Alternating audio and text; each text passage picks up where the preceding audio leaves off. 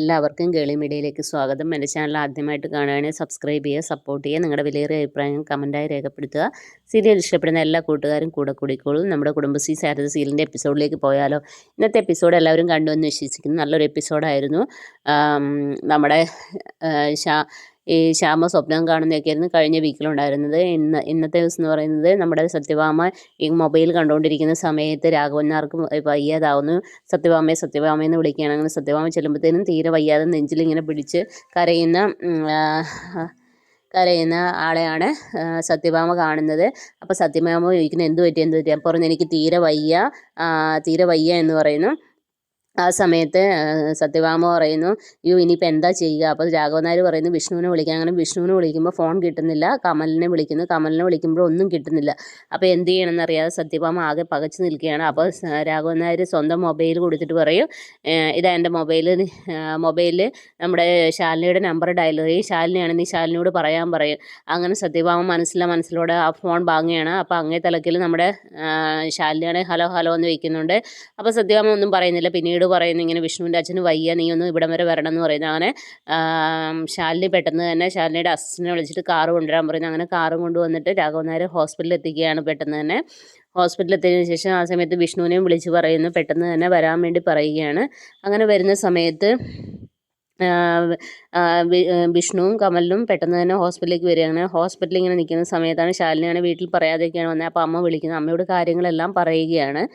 പറഞ്ഞതിന് ശേഷം ഇനി രാത്രി കൊണ്ടുവന്നു വേറെ കുഴപ്പമൊന്നുമില്ല. അങ്ങനെ വിഷ്ണുവും കൂടെ വരികയാണ്. ഇപ്പോൾ വിഷ്ണു ശാലിനിയോട് നന്ദിയൊക്കെ പറയുന്നതൊക്കെ നമ്മുടെ സത്യഭാമ കാണുന്നതും കേൾക്കുകയൊക്കെ ചെയ്യുന്നുണ്ട്.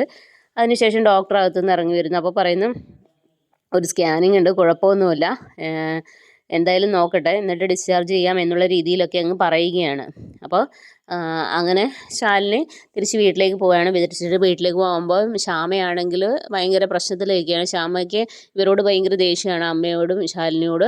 നിങ്ങൾ കാരണമാണ് എൻ്റെ ജീവിതം തകർത്ത് അങ്ങനെയുള്ള രീതിയിലൊക്കെ പറയുകയാണ്. അങ്ങനെ എനിക്ക് എൻ്റെ ജീവിതം പോയി, നിങ്ങളാണ് അതിനെല്ലാം കാരണം എന്നുള്ള രീതിയിലൊക്കെ സംസാരിക്കുകയാണ്. അപ്പോൾ ശാലിനി തിരിച്ചൊന്നും പറയുകയൊന്നുമില്ല.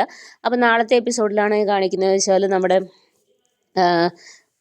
ഡോക്ടർ വിഷ്ണുവിനോടൊക്കെ സംസാരിക്കുകയാണ്. നന്നായിട്ട് ശ്രദ്ധിച്ചില്ലെങ്കിൽ ഗുരുതരാവസ്ഥയിലൊക്കെ ആയിരിക്കും പോകുന്നത് എന്നുള്ള കാര്യങ്ങളൊക്കെ പറയുകയാണ്. അങ്ങനെ ഡിസ്ചാർജ് ചെയ്യാമെന്നൊക്കെ പറയുകയാണ്.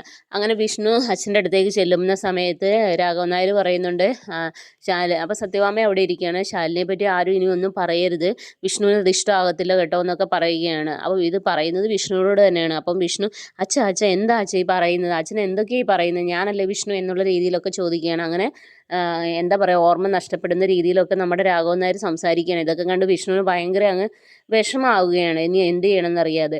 ഇതേ സമയത്താണെങ്കിൽ നമ്മുടെ ശ്യാമ ഒരു തീരുമാനം എടുക്കുന്ന രോഹിത്തിൻ്റെ അടുത്ത് പോകാമെന്ന്. പക്ഷേ പപ്പിമോളെ കൂട്ടാതെയാണ് രോഹിത്തിൻ്റെ അടുത്ത് ചെല്ലുന്നത്. അവിടെ ചെല്ലുമെന്ന് പറയുമ്പോൾ മദ്യശാല പോലെ ഇങ്ങനെ മദ്യമൊക്കെ അടുക്കി പെറുക്കി ഒരാൾ അവിടെ ഇരിക്കുന്നു.